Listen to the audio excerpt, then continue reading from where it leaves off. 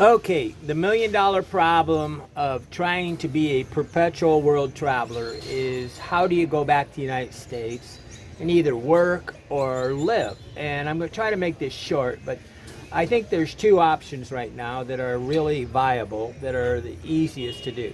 Of course, you can always live with your family, which is good, but it gets a little more difficult as we get older. And it's kind of offensive in a way. But there's two different ways, especially the richer people that want to travel. Say you got $300,000. I truly believe that you can have a tiny home built on a lot. Say the lot's $5,000 and the home costs $35,000, $40,000, and it's like a one room, the bedroom separated, and the bedroom and the bathroom are separated, so you have rooms there. But then the open air type thing, like a New York City studio, would be the rest of it in one floor. And the feature here would be is that you can shut the water, electricity, and gas, and all the utilities off. And this is very complex because the monthly payments right now are the unknown tax that people have.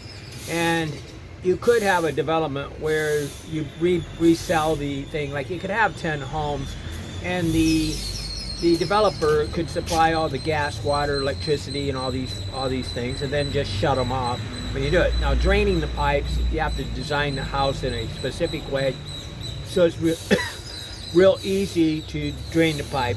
But then you also have this little closet where if you wanted to, you could have this area where you stuff all your personal stuff, and then you rent it out on Airbnb or some way. The second way is guest rooms, okay? And a guest room, you can rent guest rooms, and I think a lot of people would like to have even somebody that's a world traveler especially in their guest room to kind of like think for like a monthly rental even, or a monthly free, okay? And there's a real value in having somebody live in your house that is actually lived 2 or 3 months in maybe a place where you're thinking about retiring, like Ecuador, Guatemala, Portugal, Thailand, Philippines. These are popular places to retire, right? Mexico. One of the worst places right now to be retiring is becoming, the pricing is about the same as the USA. Very small difference. And Costa Rica is almost horrible. But the idea of having these temporary stays in the United States is difficult. Now, I highly recommend people live in hotel rooms when they travel abroad because it's much more sociable and they don't get lonely. And then the minute that you start hoarding and renting a place by the year, you basically sabotaged your freedom, okay? And but month-to-month rentals and apartments is okay, but that's not what people do. They go there and they do just like they do in the United States. They buy a motorcycle, they rent an apartment, they start buying furniture for it.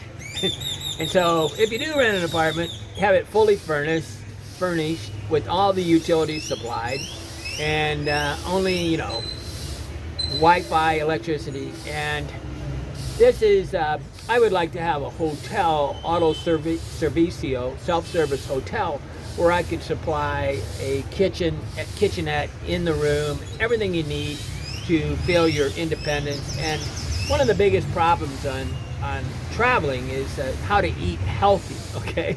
So it's valuable to cook in your room. I cook in my room all the time, but I'm just-in-time eater. I go to the market, I have processed the food, and I eat it right on the spot. Okay, but the two options here I'm trying to point out is the guest rooms of people. They're all thousands and thousands. There's almost probably half the United States had 2 children, and they all left, and now you have these extra rooms. And now how to interview a person to make sure they're safe, okay, to live in your room. But anybody can go travel the world, and you really only need about 1 day a week working inside the United States to travel the world on a weekly basis. So say you worked, let's see, 52 weeks. You only need to work 52 days inside the United States to live a whole year abroad, okay? And some people wouldn't even mind putting you in the guest room as a temporary worker. But there's all sorts of things about this, but I'm always trying to figure out how to help people travel. The way of making money off of YouTube and all these channels is becoming very difficult. And if you sign up and have a graphics job or some kind of remote job that you can do traveling, it becomes so onerous. You're really just playing games, okay? But I do believe that people could work one day a week in the overdeveloped countries and spend most of their life traveling abroad. You only need to work 52 days a year to really, inside an overdeveloped country like Germany, France, Spain, Japan, Korea, you know, to be able to, United States, Canada, to pay for 52 weeks abroad. Okay, I wanted to get that off my chest. I always have these ideas, and in a lot of ways, I feel negligent because I don't know how to present them in a quick way that doesn't destroy my lifestyle. Okay, people want me to spend all this time editing these videos and stuff. I have a Patreon channel, which is the idea is that it allows you to start communicating with me.